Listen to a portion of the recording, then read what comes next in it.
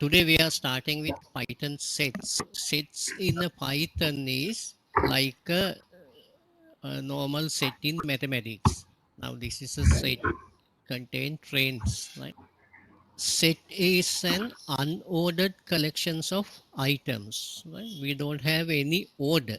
This is first one, this is the second one, this is the third one. We have no order in the sets. It's a unordered collections of items. Every set element is unique. In other words, no duplicates allowed. We cannot put the same item in twice and must be immutable, cannot be changed. Right? Set items, remember this is set items. Set items are immutable. Sets can also be used to perform mathematical set operations like we know union, intersection, symmetric difference, etc. We can do all these operations on set. See how we create a Python set. There are two ways to create a set. One is set is created by placing all the items inside curly brackets separated by comma. We can place all the items inside curly brackets and separated by comma. It can have any number of items and they may be of different types, integer, float, tuple, string, etc. Right? But a set cannot have mutable elements. That's a set elements cannot have mutable elements like lists, sets, dictionaries. Right? We cannot have lists, sets, and dictionaries as elements of a set. Right? Let's do that one. I am creating a set called trains, starting with the curly brackets, then each element with double quotation mark, right? Udartamanike. Then another one, Ruhunu Kumari. I have a list with three objects. Okay, now you can see that one. No? Now we create the list called names with three objects, three items. Items, what are these items? Each item is a string. To print the list name, type the name trains, then you will get the what happened if I create the list with something like say I am putting again Udarata Maniki there. We have that one no earlier. Okay, see what happened. Once you get the output, it show only the unique elements. Otherwise, it won't accept the duplicates. We can't. Right. How do you create an empty list?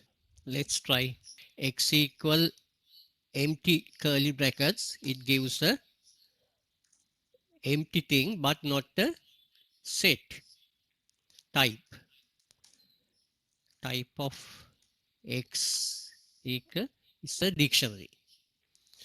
But we can do this command y equal set function. Then check the type of y,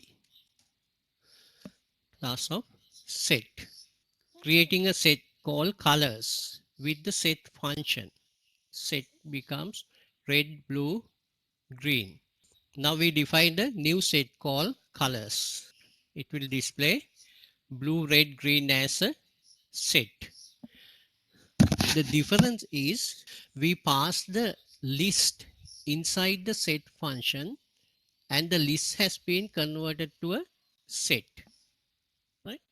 Then see how do we add items to a set. We know sets in Python are mutable. We can add or remove items from and to the set. we cannot access or change an element of a set using indexing. Indexing meaning we cannot say this is the first element, this is the second one, this is the zeroth one, etc. Right? Set data types does not support it. How can we do that one? We can add a single element using the add command, add method, or you can use even a single or multiple things using update method. Update method can take any parameter as list, tuple, strings, and other sets. Even now you can include the other set as its argument. In all these cases, duplicates are removed. We cannot have duplicate values. Right. Let me add another one. Trains, we use add command, Sagarika. This is a train name. Let's see what's in trains now. We have all Senkadamelike, Rohunu Kumari, Udratamelike, Sagarika, and you notice the appearance of the items. Now this time you start with the Senkadagalamanike, right? Because earlier you start with the Udratamelike, right? In other words, this is unordered set, right? Order is not important in the set. Suppose we have a set and a list. Now we have a list, right? We have a set called trains with the three items, Udalata Benike, Ruhunu Kumari and Senkadagala Mani. I am putting another list. This is not a set, it's a list. Say that's a there are so many train models in Sri Lanka. I'm putting the as a Chinese blue ones are S14 trains. That's a list, not the set. I'm going to combine a set and the list. One name, Yal Devi, Uttar Devi, and some other name. Now this is a common one, common in both list and the set. Now we have a set called trains with three items and the list called S14 trains with the that second one is a list, first one is a set. How do you combine these things? We want to add all items in the list S14 trains to the set trains. We can do that using the update method. Trains and the update. Now the object is trains, the function is update. S14 trains. Now see that one. Command is trains dot update. Then within the brackets we put S14 trains, the list. Now see the items in the trains. How many items there? See, we have all train names in first list, first set trains, and the list is 14 trains combined into a single one. It's not a combined set, actually it's put into a first set, right? But we cannot have duplicate values, right? Now initial set we have three names, three items. Second list we have three items, altogether six. But in the combined one, in the updated trains one, have only 1, 2, 3, 4, 5 because the Ruhunu Kumari is common in each set, and this way we can combine, we can add the list to a set. Let's see, not only multiple things we can use trains update. Remember, I am using curly brackets here. Okay. Now the new entry is there. No? In update command, we can use a list or any other data type. Now this one, latest one, we use another set item, right? It's a single test. Rajaraka right. We add that one in this way. We can use any of these methods. Then we can see how to remove an item from set. Removing elements from a set. Again, we have two methods. One is discard, other one is remove. Any particular item can be removed from a set using the methods discard and remove. The only difference between the two is what's the difference? Why do we have two methods? Discard function leave a set unchanged without any change if the element is not present in the set. If you going to discard the item which is not in the set, it won't display any error message. On the other hand, if you use the remove function, it will raise an error when it's meet the condition like element is not present in the set. Trains, we have 1, 2, 3, 4, 5, 6 elements there. First use the discard method. Trains dot discard and give the name of the item going to delete. We issue the command trains.discard Udalata Manike. Let's see the trains. Now we have 5 elements. Remove the Udalata Manike. Right now we don't have the item called Udalata Manike there. Now I am issuing the same command again. Discard command with the Udalata Manike. See what happens. It does not give the any error message. The main list is the same. Nothing happened. Now I am using the second command. Trains remove Yal Devi. Let's see what's inside the trains now. Okay, now we have 1, 2, 3, 4 items without Yal Devi. It's deleted. Let's try to delete this again. Here you get the error message. That's the only difference between the discard and remove. Trains, if we put any non-existing things there, say, just say any name, doesn't matter, right? Any string there, right?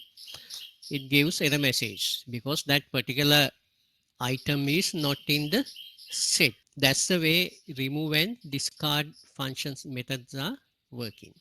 Let's see what are the other set operations. Python, we have set operations like in mathematics. Set can be used to carry out mathematical set operations. What are the mathematical set operations? We know union, intersection, difference, symmetric difference. Those are the in general mathematical set operations. Consider these two sets. I am creating a new set. Think about in your class, I am creating a one set called maths, second one called English. I am putting those who pass in mathematics into the maths list, those who pass in English into the English set. Right? Create a set called maths, put some random names, few names. I have a list of 4 students in the set maths. Then create the list English. Sorry, set. Some other names, or we can duplicate, doesn't matter, because same student must have pass in the maths and English. Right, now we have 2 sets, maths and English. We have 1, 2, 3, 4 students in the maths list and 1, 2, 3, 4, 5 students in the English list. Set union, the union of maths and the English. There are 2 sets. Union of math and English is a set of all elements from both sets. That's the union. In maths, you can see you are drawing some circles and get the intersection, and union is the everything in both lists. Even in the union, we can have two methods. One is the pipe sign symbol, pipe symbol is there. Other one is a union function. Maths, then the pipe sign, that's a union symbol. This is just about the enter key. With the shift key, you can get it. Maths and English. Maths and English. Now you can see it returns the value, no? Or even we can assign, say, new variable all maths. That's why you get the values there, right? Okay, then if you print all, that's another set with all the elements in maths and English. In other words, we can say students have a pass in either maths or English. No? Can have a students with they have either pass in maths or English, not necessarily both. Then go to the set intersection. Now think about our example. Intersections of maths and English is a set of elements that are common in both the sets. That's in other words, we can say those who pass maths and English, they should have a pass in both subjects. That's the intersection. We can use and sign and the intersection function. Maths and English. Only two students have passed in both maths and English. That the Frank and Bashini's names are in both list, maths and English. This one. Or we can use maths intersection, put the second set. Use the same one. The earlier one I haven't put that one. No, we can use maths union English. That's the previous one. Everything in the both list. That's the union. What are the other set operations? Another common one is set difference. Right? Now in our example, difference of set English from, take this one, different of set English from set maths. In other words, maths minus English is a set of elements that are only in maths but not in English. We can use the minus operator or difference function. Maths minus English. It gives two names. Now you can check that one. Those who in the maths list but not in English. Check that one. Now first one is Chamat. Now let's take Abit. First take in the maths one we have 1, 2, 3, 4. Abit is there. He is not in the English. Right? We can put that one. Okay. Then Bashini is in maths but she is in English also. We can't take here.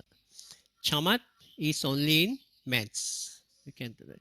Frank is in both sets. And we can't take that one also. Only Chamat and Abit. That's a set difference. You can have other way around also. Difference of English and maths. English minus maths. We can get the same result using maths dot difference English. Symmetric difference is a set of elements, say symmetric difference of maths and English is a set of elements in maths but not in both. We can have a hat operator or symmetric difference.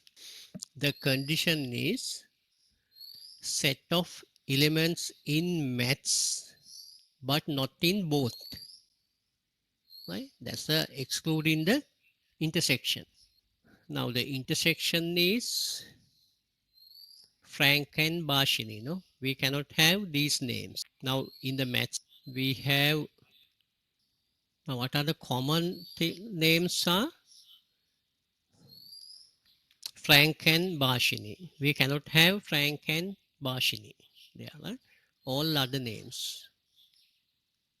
Say English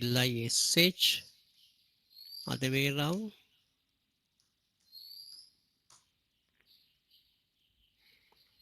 Same names are there, no? Right? Right. That is set of elements in sets, both sets. I think I have made a mistake earlier. No, it said I said only maths. Set of elements in both sets, but not in intersection. Right? You can get the idea. I think you are familiar with that one, no? Everything except the intersection. Right? That's called symmetric difference. There are so many other operator commands, right? So may set commands, you can go to search and find out. There are a lot of set commands we can use. Say get the length of that one. Say trains len, sorry, len trains 4, 1 2 3 4 1 have 4, len maths 4, English have 5. Can we try this one? You can find out this one. Why is it Harini? I put the max. What is English? Listed Gayomi, Gagan, Harini, Bashini, Frank. Now it's a minimum is Bashini, maximum is Harini. How it comes? Now take this one. I am getting another list. Say set X. Say now this is a list set with some integer numbers. Say minimum max gives -9. Now you can understand that one, no? Max of the set X is 12. Likewise, now it's numbers. You don't have any questions about that one, no? It's less than, greater than, everything is there. But in the text strings, we have the same order, right? Alphabetical order. Bashini is less than Frank because the letter B is starting before the F, right? Likewise, the lowest one is letter B here, no? In our list, Gayomi, Gayan, Harini, Hashini, Bashini, and Frank. Alphabetically, first one is Bashini. The last one is FGH, Harini. That's why you get maximum is Harini, minimum is Bashini. Okay, now we are going to finish the data structure part. We covered list, tuples, dictionary, and sets. Next thing is we can go to the searching and sorting techniques. In your syllabus, we have one searching technique called sequential bubble sort. Yeah, there are various techniques. So there are various techniques of searching and sorting. Now, what's a sequential search? Or we call it a linear search. That's the easiest or the simplest searching algorithm. We can start from one end and check every element of the list until the desired element is found. That's the way we can start from the beginning or end. Check each and every element, and if we found a particular element, we stop that one. Right? That's a simple algorithm. May not the efficient algorithm, least efficient algorithm. Normally, it's suitable for list of items less than 100. If it have more than 100 items, then this linear search is not the best method. The linear search is very simple. first check the first number with our searching item.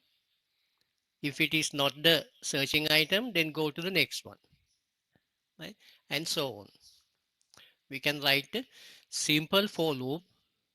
Say first define a function. This is easy because we know now we are familiar with the word.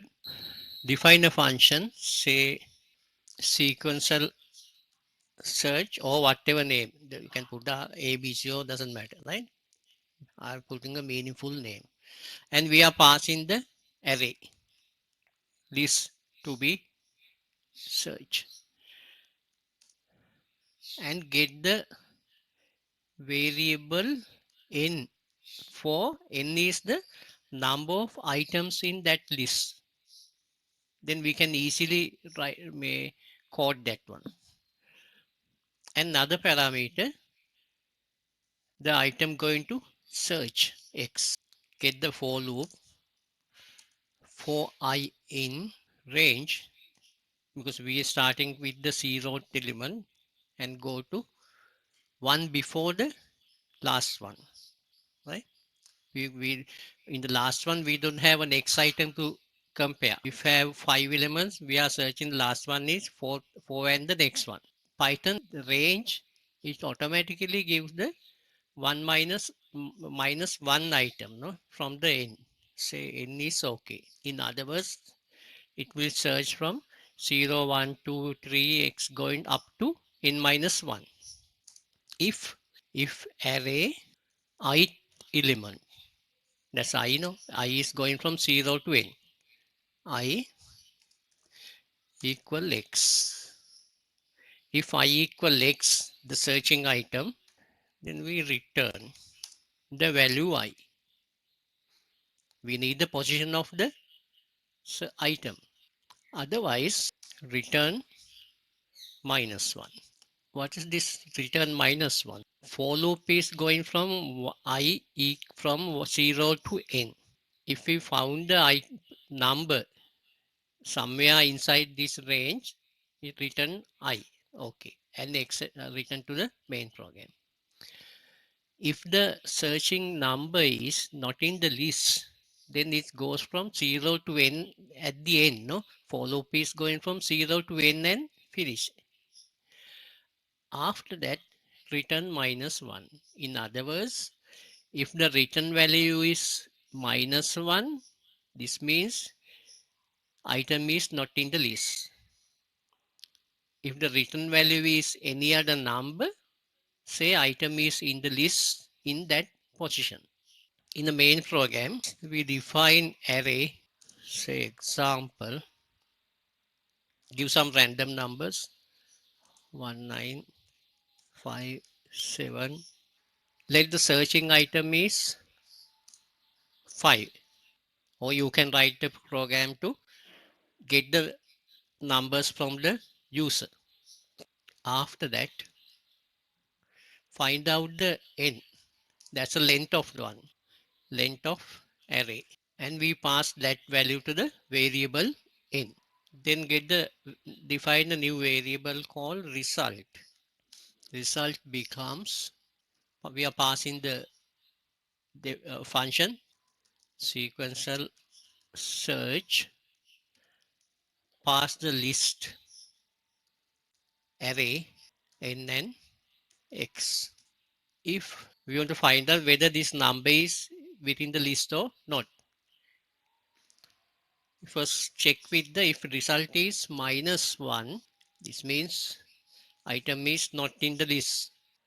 We can print the message element not found. Else, otherwise, we can print element found, say at the index or position, doesn't matter, and print the value of I result. Now result give the position, give any name, element found at index 2. Now where is this is the list 19572, 19572. That's a list. You can see on the array statement array equal 19572. Now we are searching the item 5. 5 is in 0, 1, 2. That's the second position. Let's try some other number. Instead of 5, I put 2. Then you will get 4. Correct, no? 0, 0, 1, 2, 3, 4. 2 is at the fourth position. Try one more. Say 22. Element not found because that particular number is not in the list. That's the way.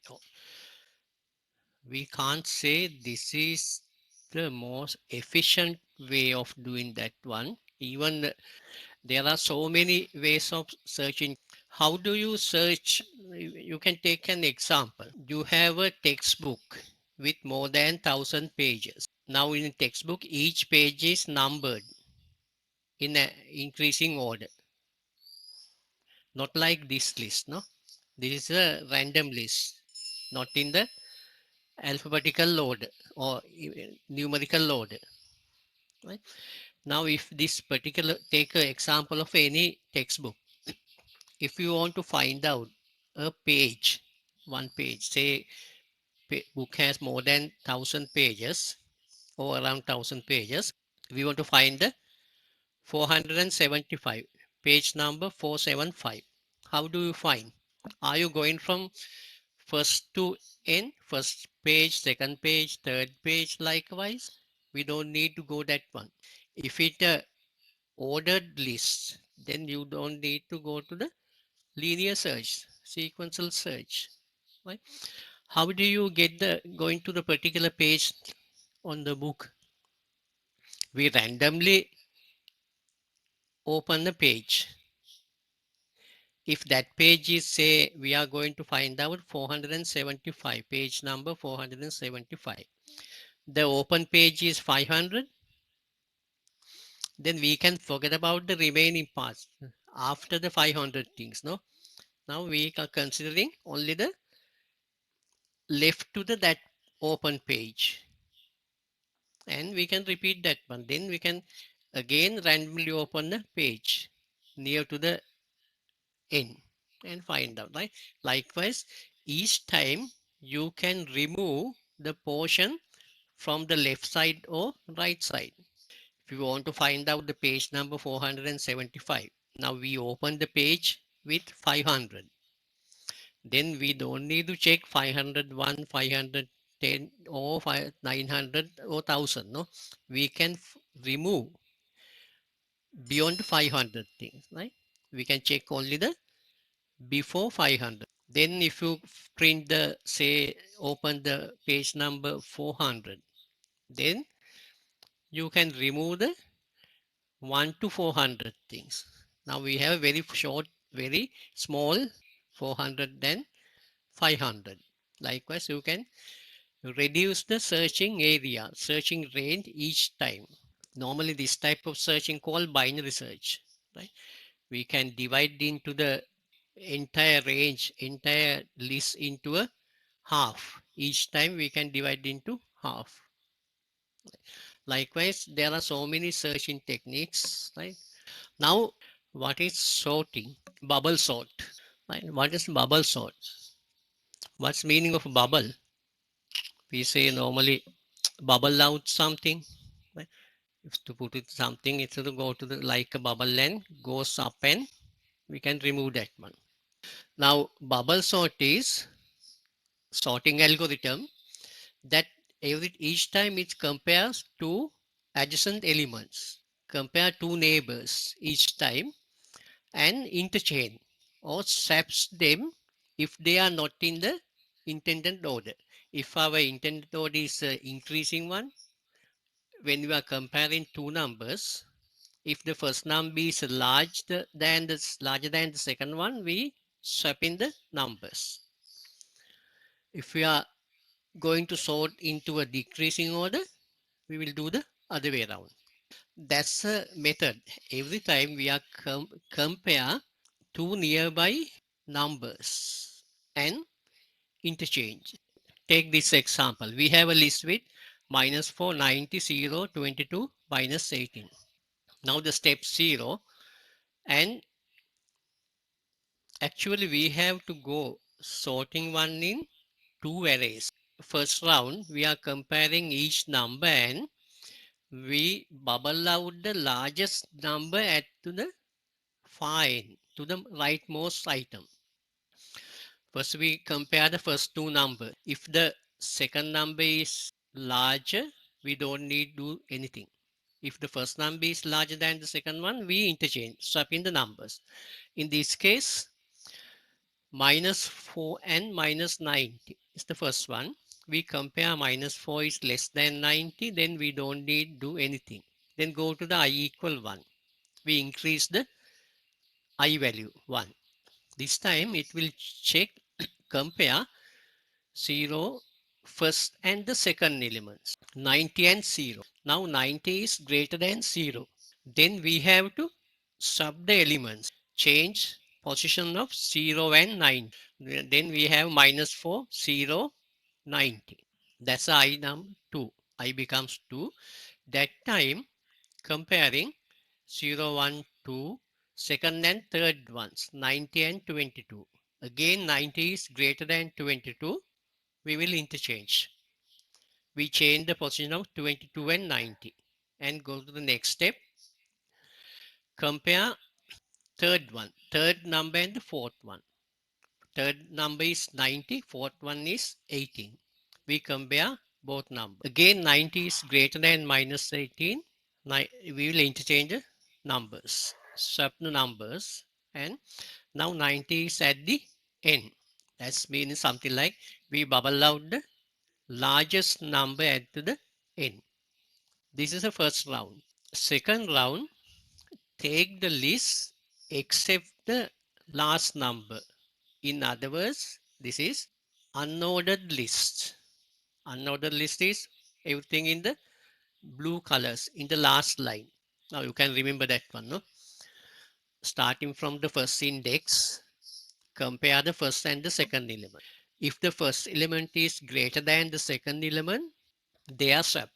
Then compare the second and the third elements, swap them if they are not in order.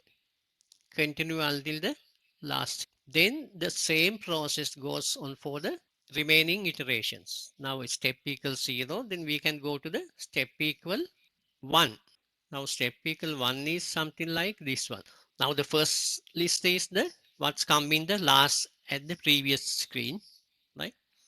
90 is at the fine, rightmost link is 19. This time again we do the same thing, we repeat in that one. Remember this time one steps less than the previous one, no? Because number of elements are then only 4. See 1, 0, 2, 0, 1, 2, 3, or means actually 4 elements now. We don't need to consider the 90, last one, right? Then we are steps reduced to a 1. Actually 3 steps now, right? Compare minus 4 and 0. Nothing happened. 0 is less than 0. Right. In the next step, 0 and 22. 0 is less than 22. Nothing happened. Next step, 22 and minus 18. Now my 22 is greater than minus 18. Therefore, we swap the numbers, minus 13 and 22. Now, two highest numbers are at the end, 22 and 90. Then we have to find out the highest number of minus 0, 0, minus 4, 0 and minus 18. That's the list fit 3 elements. That goes to the step number 2. There we are considering only first 3 elements, minus 4, 0, minus 18. First again compare minus 0 and 0, nothing happened. Then 0 and minus 18, 0 is greater than minus 18. Then swap the numbers, minus 18 and 0. That's step 2 is there. Then 3 highest numbers are at the right end, 0, 22, 90, 90. Step number 3, again we compare first and last second one, right? minus 4 is greater than minus 18, then we are swapping now. 4 highest numbers are at the end, only one item remaining. Then we don't need to go from this point. Now our list is in the increasing order. That's the algorithm. How do you implement this in Python? Define a function called bubble sort. You can put any name, doesn't matter. Passing an array. Now sorting one, we don't need to find out the particular index. In searching, we have to find out which element is that one. Here we don't need that one. Just array is okay. For I in range starting from 0, I can put the calculating the length inside the function without assigning a new variable, length of array. Yeah, we keep that one as it is, right? This is for actually loop to access the array elements. I'm not going to finish that range element there. There's another loop, say j. This is to loop to compare array elements. Right now, in the previous algorithm, you have said we have several steps, steps 0, 1, 2, 3. And each step we are changing the I value from 1 to n. Next time 1 less than the n. Now array j is going in range starting from 0, length array. How do you define? Now first one is okay. Previous one 0 to length array. It's automatically it's count to the, if the length array is 5, it goes 0 to 4. Now here we have to change. Every iteration we are comparing one less than the previous. No, you can see that one on our algorithm. First one we have 5, compare 4 sets. Second one 3, and second next time, right? Then we have to use the I variable here, minus I. This is just to experiment that one, right? We may change this one, right? If our answer is not correct. Then compare. If array, remember now we are checking the jth element, not the I. J greater than array next one, j plus 1. If these two is first number is greater than the second number, we have to swap. Swap means we have to intercept array j and array j plus 1.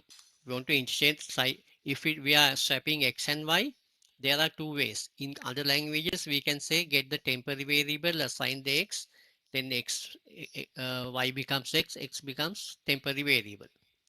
In Python, we can do in the single line. We can say x comma y equal y comma x. It will swap in two numbers. Array j comma array j plus 1 equal array j plus 1, array j plus 1 comma array j. This will swap in the value of jth value with the j plus 1. Here what we are doing, we are swapping elements which are not in the intended order. Function is there. Okay.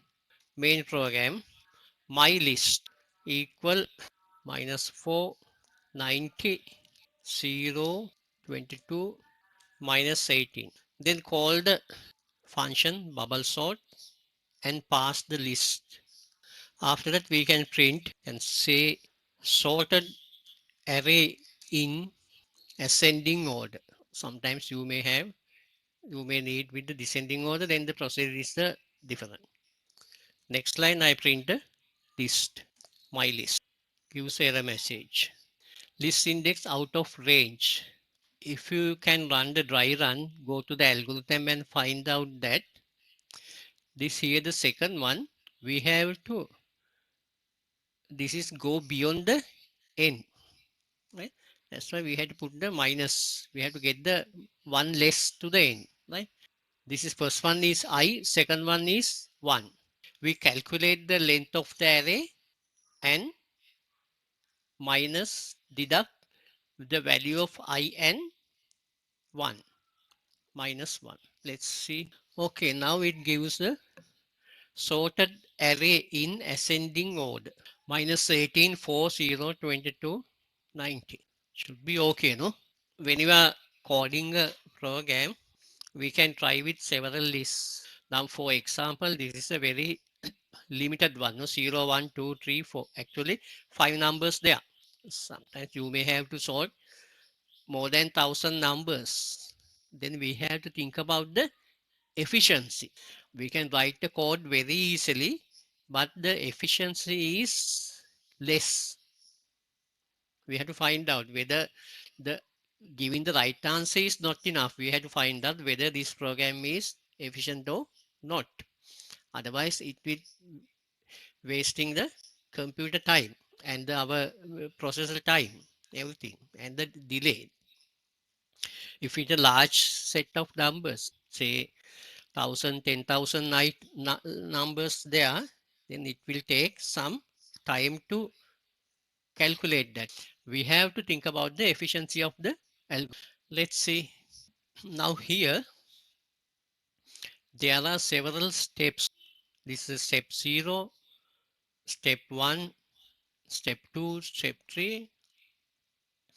If we can find out these values in our particular code. Now first I is, what is the I? I is to loop to access the array elements. I is. J is to compare the number. Here I am putting after the I loop, I just print the in array to check that one. Now it goes step 0, 1, 2, 3, 4. I will change the list. Now see, first step, our initial one, minus 490 is there. Minus 490, 10, 22, 118 is there. Right? Second step, first step, next step is change the 90 and 10. Swap the 90 and 10, 10, 20. Okay. What happened in the next step? Nothing changed, no? In the step 1, this is almost sorted now because the last 3 elements are in correct order. Right? We don't need to further go from this point, no? Here we don't need to check further, right? In the step 1, we at the end of the step 1, we already sorted the list. We don't need to 2, 3, 4 because the same things happen in there, no? Just comparing that one. In the step 2, we haven't changed anything. No swapping happened, no? Haven't interchanged any numbers in step 2, step 2, 3, 4. Then it's useless, no? If it have a large number, 10,000 numbers, right? If the list is already sorted with a few minor things, then we are unnecessarily running our code, unnecessarily checking couple of steps, large number of steps. How to avoid that one? Say this example. Think about the already sorted list. Now list is already sorted. We may have that one, list is already sorted. If you pass through that list algorithm, it goes several steps and give the same result. It's a useless thing, right? Not the efficient algorithm for that one. Not the algorithm, not the efficient code for that one, right? How do you change that one? At the end of each step, we can find out whether we have done a swapping or not. If we haven't done any swapping, then we don't need to go further. Right? If nothing changed, the same list remains each step next all these steps. then we don't need that one. We can put another variable or logical variable inside the program to find out whether any swapping happened or not.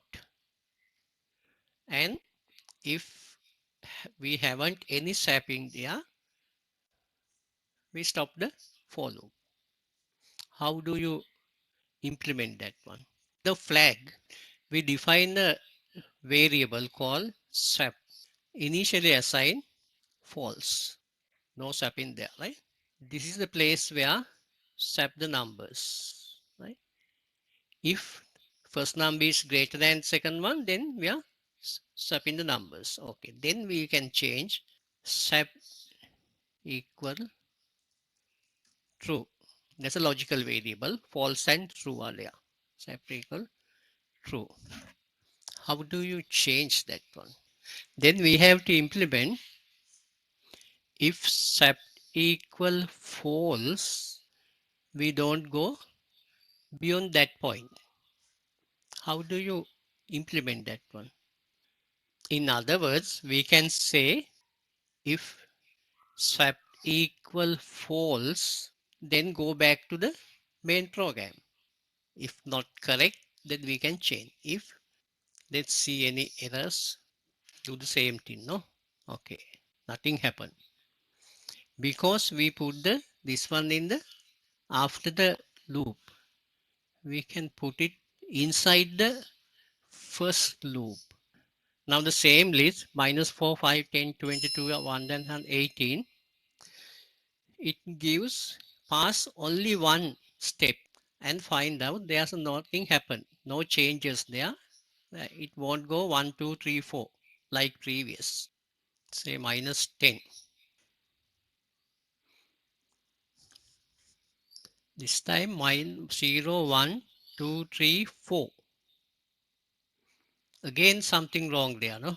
We had to check that one. Right? 0, 1, 2, 3, 4.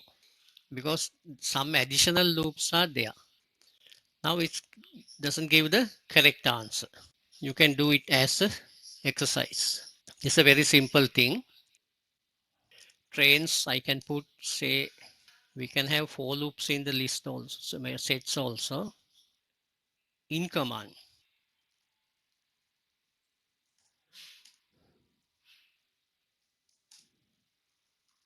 In trains, say true.